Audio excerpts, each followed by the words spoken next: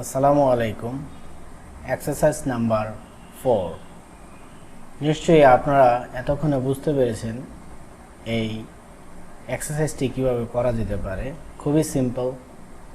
এর সার্কুলার ডায়ামিটারটা হচ্ছে 40, এর এক্সট্রুশন হবে 30 এবং ছোট যে ডায়ামিটারটা রয়েছে অর্থাৎ 40 অর্ধেক, সেটারও এক্সট্রুশন হবে 30।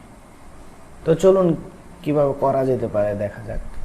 এখানে আমরা ফ্রন্ট যে প্যানেলটি রয়েছে সেখানে তৈরি করব আমাদের ফার্স্ট স্কেচটি এবং এটির যে ডায়ামিটারটি রয়েছে একটু আগে আমরা যা দেখলাম 40।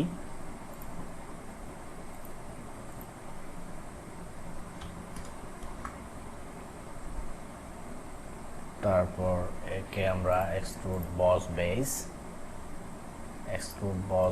এটা হবে 30। এখানে আবার স্কেচ করব, একদম সিম্পল একটি এক্সারসাইজ এবং তার ডায়ামিটার হচ্ছে 20 এবং এর এক্সট্রুড ফিচারটা হবে 30। আমরা যদি একে কালার দেই,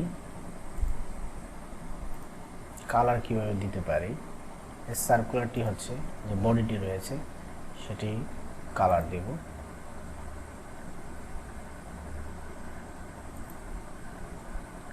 এবং সেম কালার, আর এইটার কালার দেব গ্রিন।